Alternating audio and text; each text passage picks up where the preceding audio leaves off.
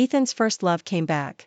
Not only did he let her move into our house, but he also gave her his shirt to use as pajamas. When he was gently drying that woman's hair, I suddenly realized that he wasn't cold and distant to everyone. I had been on a business trip in another city. Knowing that Ethan had a social engagement today, I rushed back ahead of schedule without telling him.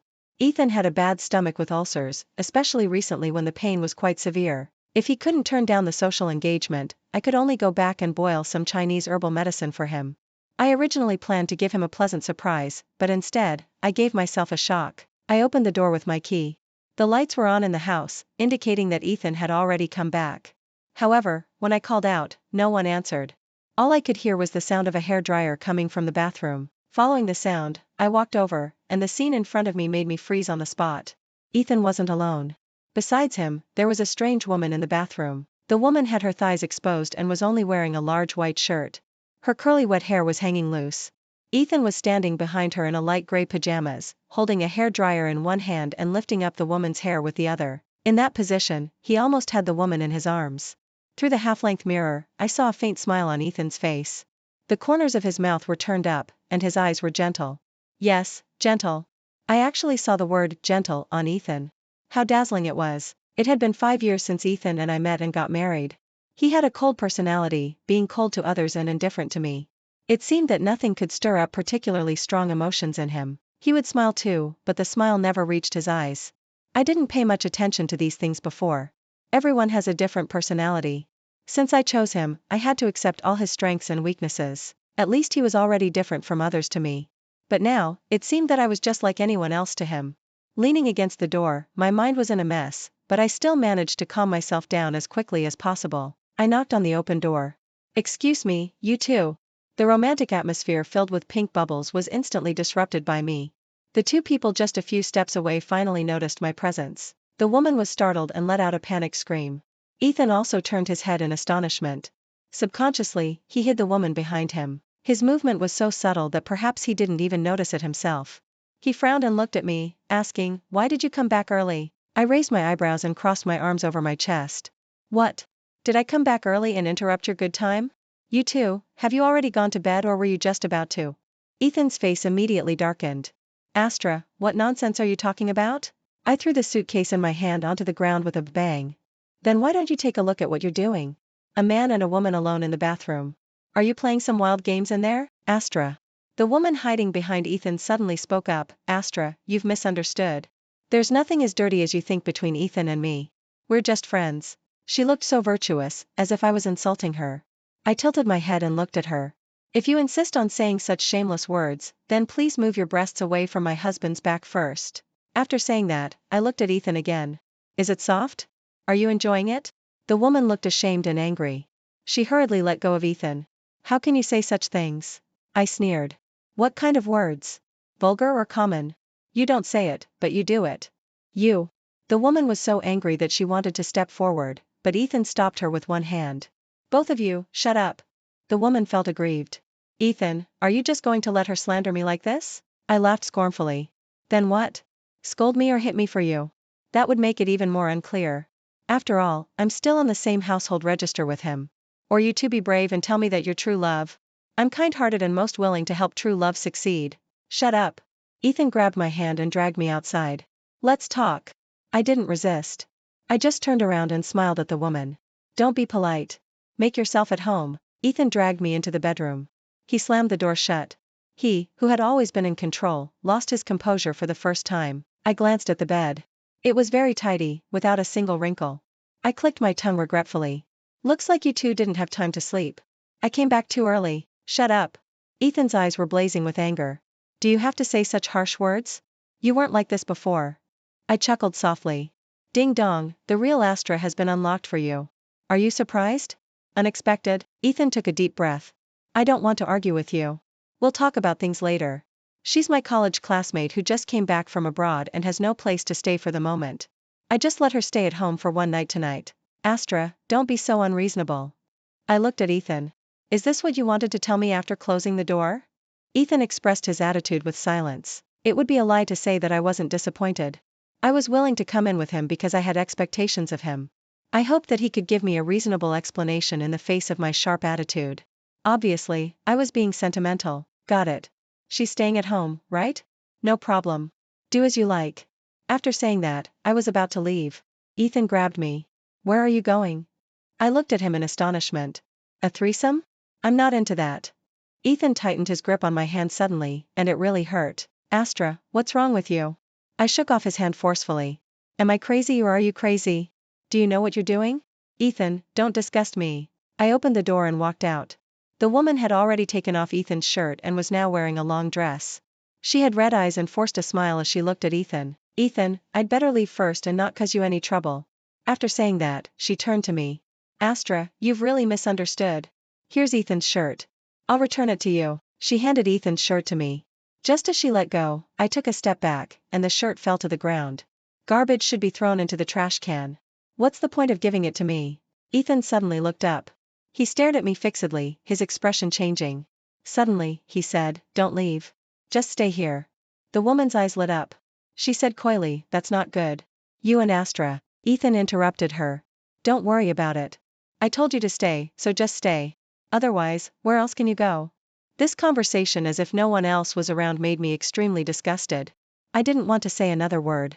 I picked up the suitcase on the ground and walked away without looking back. I hurried downstairs. The cool wind blew, and I couldn't help shivering. Then a wave of nausea surged up. I bent over and retched repeatedly. Sad? Heartbroken? Angry? Aggrieved? For a moment, I couldn't sort out my emotions. I just felt exhausted both physically and mentally. The pretended calmness fell apart at this moment. It was so absurd. I never thought that Ethan would cheat on me.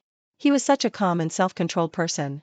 Over the years, he had always kept a clean slate around him. It wasn't that no one tried to get close to him, but he knew his boundaries and kept his distance. I used to think that if one day he had other thoughts, he would break up with me first instead of doing something as disgusting as cheating on me. It had nothing to do with love but was just about a person's character. But reality slapped me hard in the face.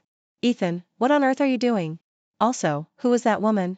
With this question in mind, I went back to our old house. I remembered that there was an album in the storage room. It was a birthday gift given to Ethan by someone when he was in college. It was full of Ethan's photos. There were photos of him alone and also with others. It was a very thoughtful gift. I asked him who gave it to him. He said it was a college classmate. A girl? After all, it was unlikely for a boy to do something so meticulous. Ethan nodded. I wanted to ask further if that girl liked him, but Ethan changed the topic. At that time, I didn't take this matter to heart. After all, when we talked about it, Ethan's reaction was so calm that I didn't have the desire to dig deeper. The old house wasn't far away. It took only 20 minutes to drive there. Compared to our new house now, I like this old house more.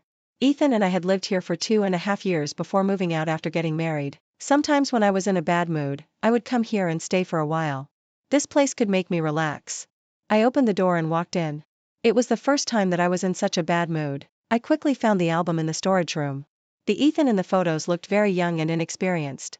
Although he seldom smiled, he was full of youthful vitality. Many of the photos looked like they were taken secretly because they were all side views. Among the few frontal photos, Ethan was wearing a graduation gown. It was his graduation photo.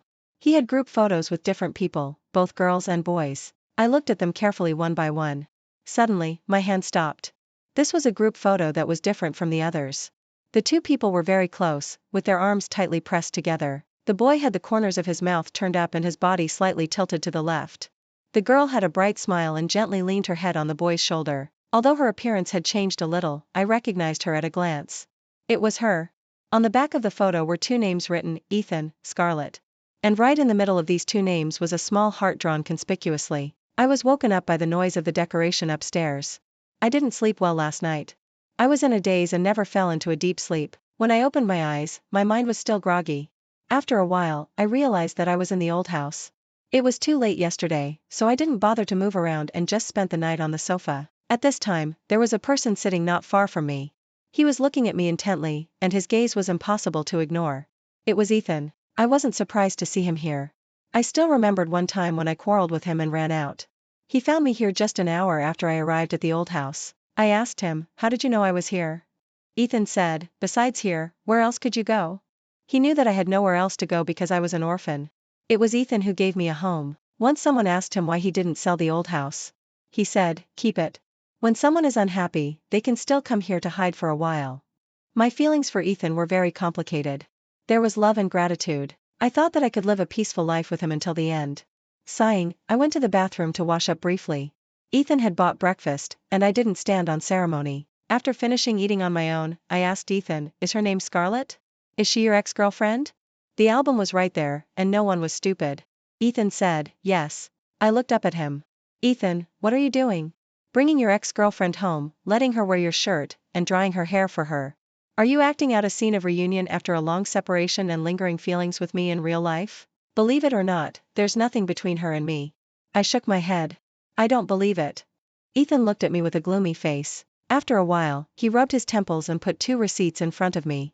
"She slept at home last night, and I stayed in a hotel. Here's the evidence. If you need it, I can get the surveillance video. It's a fact that nothing happened between her and me." I didn't look at the things on the table. Since Ethan dared to put them in front of me, they wouldn't be fake. "It's just that, she stayed at home, and you stayed in a hotel?" "Ethan, I can't understand what you're doing. She's not used to staying in hotels, and it's not safe for a girl to stay in a hotel alone. Did she tell you that? Or are you just so considerate?" Ethan reprimanded, "Speak properly. Don't be sarcastic." One thing after another was piling up in my heart, and I had reached my limit. "I also want to speak properly, but did you talk to me properly? She's not used to staying in hotels, and it's not safe for a girl to stay in a hotel alone. Which time didn't I stay in a hotel when I was on a business trip? Why didn't I hear you show any concern? Is Scarlett nobler than anyone else? Why can others do it but she can't? Or is she different in your heart?" Ethan seemed to have been stepped on a sore spot and suddenly stood up. "I've already gone out to stay in a hotel. I've already told you that nothing happened. What else do you want?" One blow after another hit me like thunder. I almost felt dizzy. Holding on to the table, I shouted at the top of my lungs, "Divorce. I want a divorce." Ethan's expression changed. "Shut up, Astra. Take those words back." He almost gritted his teeth when he said this. I stared at him with a heavy gaze. Confronting him, Ethan closed his eyes and clenched his fists. When he opened his eyes again, the loss of control was gone. He said, "Want a divorce? Impossible." Ethan and I were thus caught in a cold war. I moved into the old house. I didn't go to look for him, and he didn't come to look for me either. I didn't know what he was thinking. I was waiting for myself to calm down so that I could handle this matter most efficiently. One day, his assistant called me. "Sister, did you quarrel with President Ethan?" The little girl was my junior at school and was quite capable. When she had trouble finding a job back then, I recommended her to Ethan. She had been doing very well under Ethan's leadership over the years. She was very grateful to me and had always kept in touch with me. But it was the first time that she mentioned Ethan to me. "What's the matter?" I asked. After hesitating for a few seconds, she said, "President Ethan had a social engagement tonight and drank a lot. I was going to call you at first, but then a strange woman came and took President Ethan away in his car." After a few seconds of silence, I sent her a photo of Scarlett. "Is it her?" "Yes." There was worry in the little girl's tone. "Sister, are you okay?" I chuckled softly. "I'm fine. Couldn't be better." It seemed that the matter of divorce had to be put on the agenda. The longer it was delayed, the more embarrassing it would be for me. I was a person of action. The next morning, I asked a lawyer to draft a divorce agreement. Ethan and I had independent assets, so the divorce agreement was just a formality. The moment Ethan saw me at the company, he was stunned for a moment, but soon regained his expressionless face. He said, "This is the company. We'll talk about things when we go home." We definitely had to go home, but not now. I put the divorce agreement in front of him. "Sign it. While it's still early, we can go to the Civil Affairs Bureau." Ethan stared at the divorce agreement for a long time. "Is this why you came to me?" I didn't even bother to answer such an obvious answer. Ethan directly tore up the divorce agreement. "Did I not say that divorce is impossible?" I just pretended not to hear and took out another copy. Ethan tore it up again. I continued to take them out, and he continued to tear them up. This went on until the 12th copy. Ethan's face was terribly gloomy. "Are you sure about this?" I sneered. "Did I come here to play around if I wasn't sure?" He slapped the divorce agreement heavily on the table and signed his name with a pen. "Let's go to the Civil Affairs Bureau." Ethan and I drove to the Civil Affairs Bureau one after another. We were quite lucky. There weren't many people today, and it didn't take long before it was our turn. The staff member asked, "Are you both sure about this?" I nodded. "Yes, we are." Ethan's gaze fell on me. "What about you? Are you sure?" The moment I looked at him, he averted his gaze. In a cold tone, he said, "Yes, I'm sure." "All right. I'll register it for you first. You can come back to get your divorce certificates in a month." Watching the staff member bow their head to operate, I finally slowly let out the breath I had been holding. Just then, Ethan said, "Wait. What's the matter? Ethan looked at me. Astra, are you sure you want a divorce? Yes, I'm sure. Ethan suddenly stood up, and the chair he was sitting on was knocked over by him with a loud bang. Astra, you're so cruel. After saying that, he turned around and left without looking back. What's going on? The staff member asked. I was also confused and could only hurry after him. Ethan, stop right there. Ethan. He acted as if he hadn't heard me and kept walking. I trotted forward and grabbed him. What do you mean? Ethan's muscles tensed all over his body. I'll say it one last time, Astra. I will never divorce you. I was instantly enraged. What do you mean? What do you mean by saying you won't divorce? Are you playing with me? Ethan took a deep breath. Astra, how long are you going to keep making a fuss? Just because of something that didn't even happen, you ran away from home and are demanding a divorce. Do you think it's fun? I'm so tired of this. I quietly looked at Ethan. I'm not making a fuss. Ethan, I really want a divorce. Why? Ethan was full of confusion. Just because of Scarlett? There's nothing between her and me, nothing at all. Why don't you believe me? How can I believe you? Let me ask you, where does Scarlett live now? Is it the place you arranged? Does she still not have a car, so you gave her one? Why did she go to pick you up after you got drunk? Where did you go after she picked you up? What happened? As I said this, I shook my head with a bitter smile. Actually, we don't even need to talk about these. That night alone, if I hadn't come back, what would have happened between you two? Nothing would have happened. Ethan was getting increasingly irritable. I had already booked a room in the hotel. If you don't believe me, you can ask. I don't believe you. This was the second time I said this. Ethan, I don't believe you. Now, no matter what you say or do, no matter how much evidence you present, it's useless. I don't believe you. I don't want to dig deeper into what you did or what you two did. I simply don't trust you anymore. That's all. I'm good at letting go. Otherwise, I wouldn't have come this far. Life hasn't been kind to me, so I must learn to protect myself. I won't let anything drag me down because there's no one to pull me forward. I'm an orphan. But before I was born, I was a posthumous child. My biological mother found out she was pregnant after my father died in a car accident. It was understandable that she didn't want to have the baby. It was my grandparents who begged her. They just wanted her to give birth and said they would raise the child.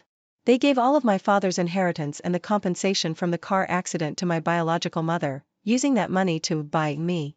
In this way, she gave birth to me. After confinement, she left with the money. It was my grandparents who raised me. I don't have any feelings for my biological mother, no love, no hate, and no longing. Because these are all useless and will only cause me pain. So I let her go. Later, my grandparents passed away one after another. At that time, I was in junior high school, still a child, and became an orphan completely. I felt sad, desperate, and missed them. I spent a month digesting all these emotions and then started my life anew. Later, someone offered 100,000 yuan to buy the old house left by my grandparents. I agreed. Everyone said I was stupid. It was obviously a bad deal, taking advantage of the fact that there was no adult in my family. But precisely because of that, I knew that I couldn't hold on to that house. If I couldn't hold on to it, I had to let it go. Moreover, I needed money. I had to study and survive. So I sold the house and left the place where I grew up. Now it's Ethan. He didn't explain to me in time at first, and now I won't believe anything he says later. I don't want to become suspicious. I won't wear myself out like this. Let's get divorced. Don't make it too ugly. Impossible. I'm as determined about getting a divorce as Ethan is about not getting one. I can't understand him like this. Since we couldn't reach an agreement through negotiation, I chose to file for divorce in court. However, what I didn't expect was that on the second day after I filed a lawsuit in court, Ethan imposed economic sanctions on me. He wanted to terminate the cooperation with our company. Ethan and I met because of our companies. At that time, I had just graduated from university and started a business with several alumni. At that time, we were full of high spirits, thinking that we could overcome any difficulties. But the reality was crueler than we thought. We had no funds and no connections. No one was willing to invest in us. Even no one was willing to give us a chance to present our business ideas. There were too many people like us, full of enthusiasm and starting businesses. Just when we were almost desperate and ready to find jobs separately, a company approached us. They said they were willing to talk to us. We felt like we had grasped a life-saving straw. Who would have thought that it was really just a straw? The person in charge said to me, "Sleep with me for a year and I'll give you whatever you want." I refused without hesitation. But they wouldn't let me go. In the chaos, I hit his head with a bottle of wine. I was arrested. That man threatened to make sure I'd stay in prison for a long time. At that time, I had already prepared for the worst. But then Ethan appeared. He was like a savior. He easily dealt with those people, bailed me out, and then sent people to negotiate cooperation with our company. I thought he also had ulterior motives. So I took off my clothes one by one in front of him. But he put them back on me one by one. You don't have to do this. I asked him, why are you helping me? He said, just consider it as me pitying you. I gladly accepted his pity. There was nothing to be disgusted about. After all, I was indeed pitiful. In this way, with Ethan's help, our company grew. But now, he wants to use this matter to control me. I have to admit that I'm really being controlled by him. I went to Ethan's company and asked him, what do you want? Ethan looked up at me. He said, withdraw the divorce lawsuit. We confronted each other. He showed his attitude with his calmness. I laughed. Is that all? All right, I'll withdraw it right away. Any other problems? My straightforward response didn't seem to satisfy Ethan, and his brows furrowed tightly. After a while, he asked, when are you moving back? Is this also a condition? Ethan's lips tightened into a straight line. Okay, I got it. I'll move back today. Is that okay? Ethan threw the pen in his hand onto the table. Get out. Yes, sir. The smile I had been maintaining disappeared completely after I got in the car. I hate the feeling of being controlled by others. No one is allowed to do this to me, including Ethan. I made a phone call. Are you all at the company? Wait for me to come back for a meeting. The meeting lasted for a long time and didn't end until early morning. But it didn't achieve the effect I wanted. My idea was to find another partner. The market is so big that Ethan isn't the only option. Ethan can stop the cooperation at any time, and we can also change partners at any time. But they didn't agree. They had been living an easy life for too long and preferred stability over change. The conditions offered by Ethan were good enough. No matter in what way we terminated the cooperation with Ethan, we would suffer losses. Their idea was, as long as Ethan was still willing to cooperate, he was the first choice. They even advised me, it's a small matter. Why be so fussy? Which man doesn't have some affairs outside? Especially Ethan. As long as he hasn't made any principled mistakes, what can't be forgiven? I scoffed at these words. So this is what people mean by, people with different ideals and pursuits can't work together. It seemed that it was time for me to leave. But I still needed time before leaving. I needed time to ensure that the funds I got when leaving wouldn't decrease, so I moved back. When I got back, Ethan hadn't gone to bed yet. He was sitting in the living room with his laptop in his arms. Seeing me, he took off his glasses. Let's talk. I directly refused him. I'm tired. Maybe next time. Ethan's face sank. I just pretended not to see it and went straight into the guest room. I didn't know which room Scarlett slept in that night. I didn't know what she touched or used. Anyway, everything in this house now makes me feel uncomfortable. In the end, I took a bedsheet and made do on the sofa for the night. But when I woke up, I found myself in bed. This made my face instantly darken. Ethan was frying eggs in the kitchen. I sternly asked him, who told you to touch me? Ethan stopped what he was doing. Taking a deep breath, he said, the sheets and pillowcases have all been changed. They're clean. I gritted my teeth. It's useless. Now even the air in this room makes me sick. Astra. Ethan scolded in a low voice. You're going too far. She just stayed for one night and nothing happened. What on earth are you making a fuss about? I sneered and looked at him. I'm making a fuss? When will I wear another man's shirt, expose my thighs, sexily lean in his arms, and let him dry my hair for me? Then you'll be able to understand how I feel. You dare? Ethan's eyes were blazing with anger. I shook my head indifferently. It's not that I don't dare but that I won't. Because I have integrity. Do you two have any? Disgusting. Ethan and I parted on bad terms. He poured the breakfast into the trash can and went back to his room with a cold face. I didn't hold back either and slammed the door loudly. In this way, we were caught in a cold war again. I was very busy, leaving early and coming back late. Ethan was also busy. For several consecutive days, we didn't even run into each other. During these days, I met some people and talked about some things regarding the sale of shares. If I wanted to sell my shares, the people in the company should be the first choice. But their stance was too clear. They didn't side with me. To maximize the benefits, I could only look for outsiders. The only consideration I gave was to disperse the shares. At least those who got the shares wouldn't have the decision-making power in the company. As for whether they would take back the shares later, that was their business. The talks went very smoothly. As the money came in one after another, I completely withdrew from the company. They were furious and came to me angrily. Their faces were red with anger, looking like they were about to break all ties with me. It was really an ugly sight. I gave you a choice but you didn't want it. Actually, it's not so bad now. Ethan and I will break all ties sooner or later and then you won't be affected by our conflict. And, you've thought about kicking me out before. They avoided my gaze. You're talking nonsense. When did we have such an idea? I was bored. That's because you're afraid of Ethan. Otherwise, once the usefulness is over, who would remember who? The company matter was completely settled, and then it was time for Ethan and me to settle our accounts.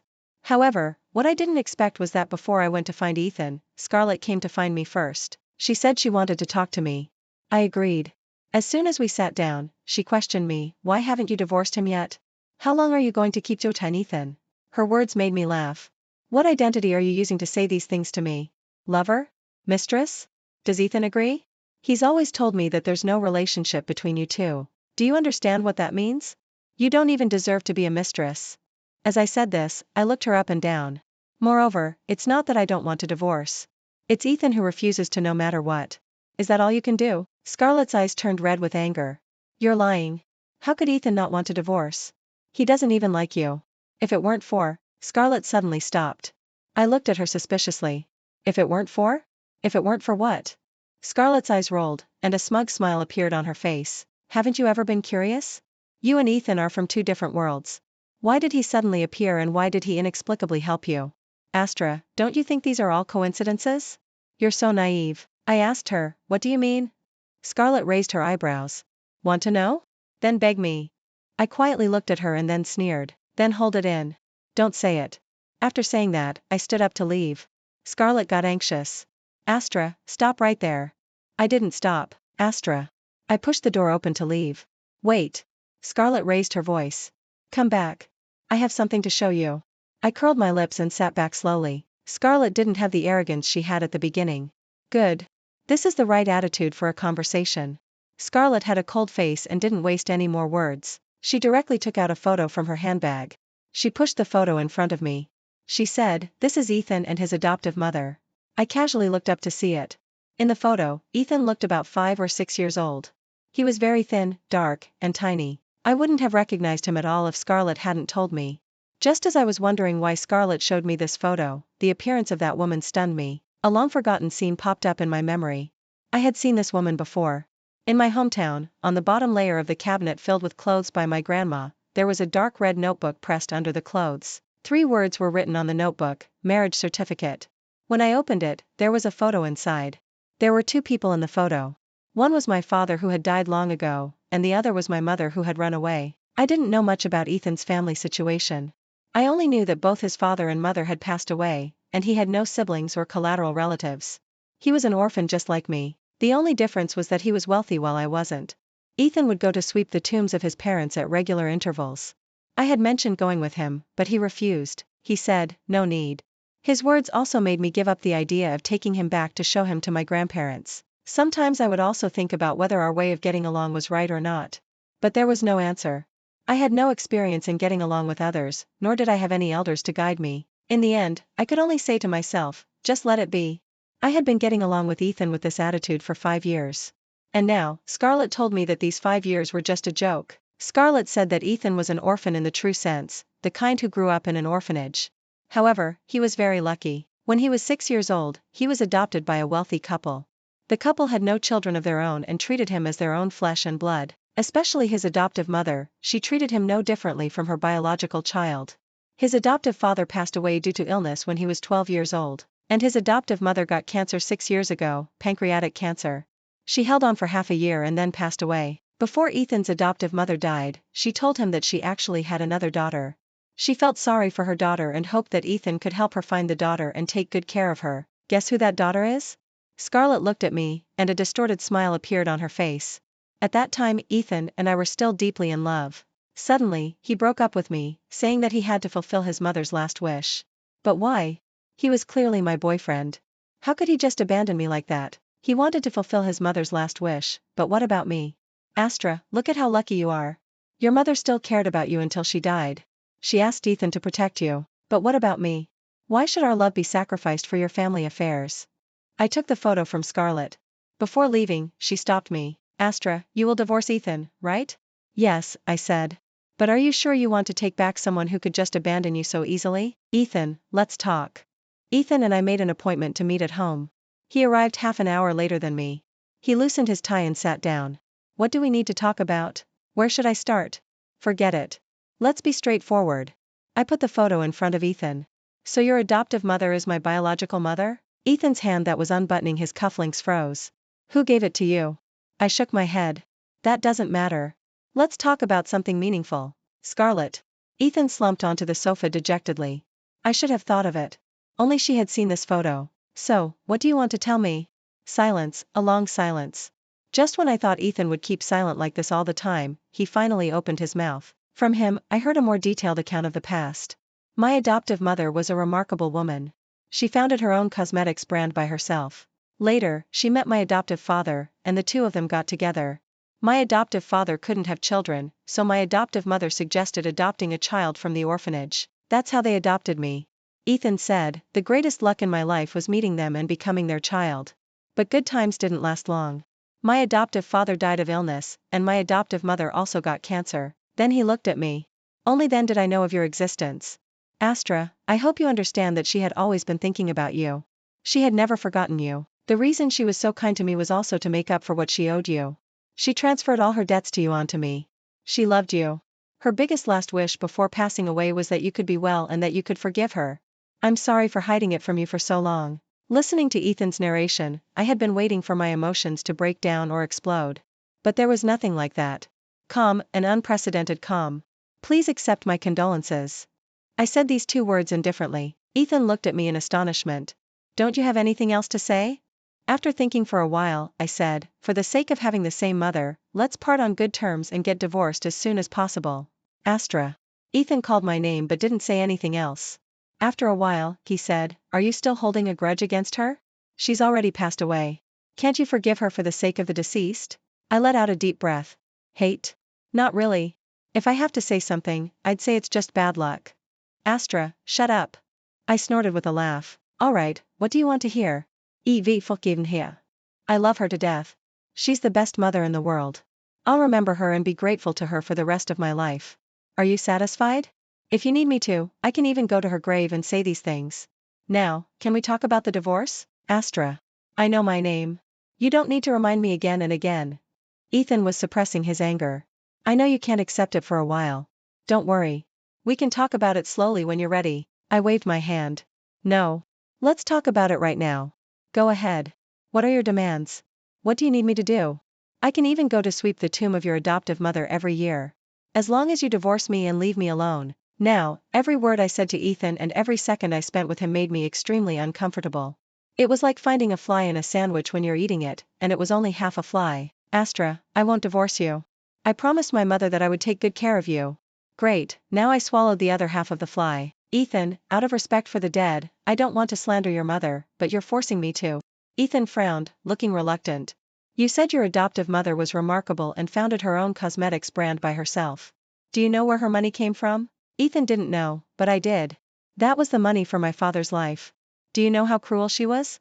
She took away all of my father's compensation money and all his salary income, not leaving a penny. When she left, she was afraid that my grandparents would stop her, so she took me out for a walk under the pretext of that. She abandoned me behind the barn to buy time for herself. It was winter, and I almost died in that barn. Impossible. Ethan subconsciously denied it. I continued, I don't hate her. Hating her would be a waste of my energy. She's just an insignificant stranger to me. But you keep emphasizing that she loved me, cared about me, and felt sorry for me. But when I was toiling away with my grandparents in the fields, where was she?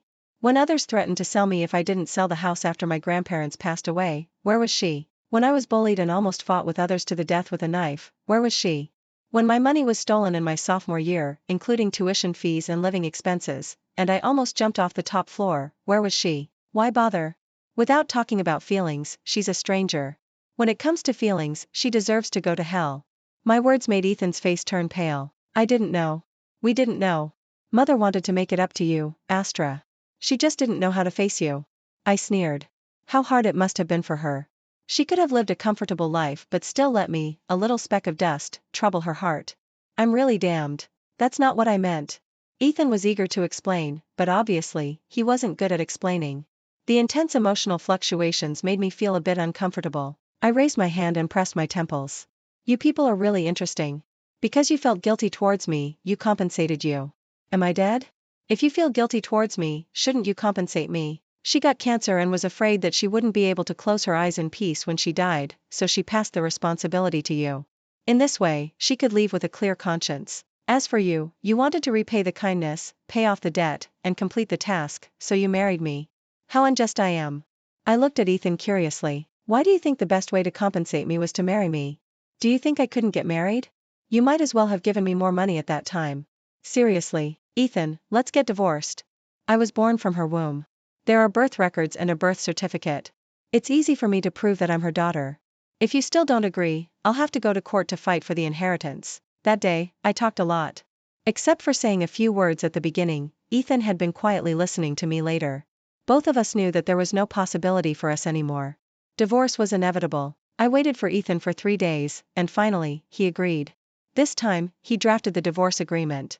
He gave me most of the property, the company's shares, and other things. I didn't look at them carefully.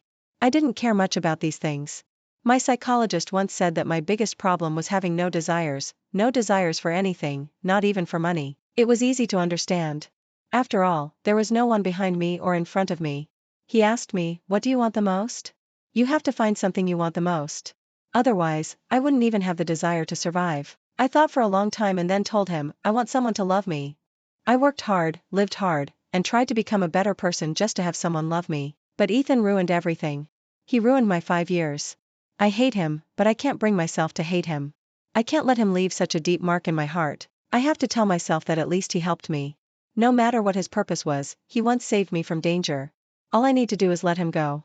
Letting go, that's what the psychologist told me. You should resolutely abandon the things that are dragging you down and move forward without hesitation. The people who love you are ahead. Ethan and I registered for divorce at the Civil Affairs Bureau and got the divorce certificate a month later. I decided to leave the city. Scarlett also left. She said, it's so meaningless.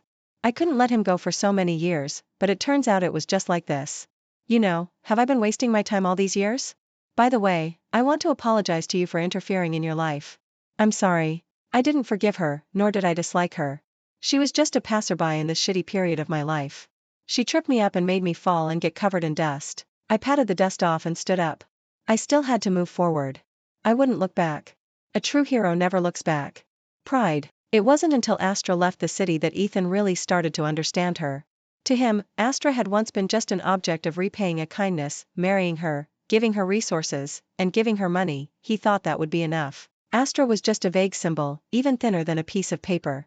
He didn't see Astra boiling medicine for him. He didn't see Astra trying to make him happy. He didn't see Astra's expectations. Nor did he see Astra's disappointments.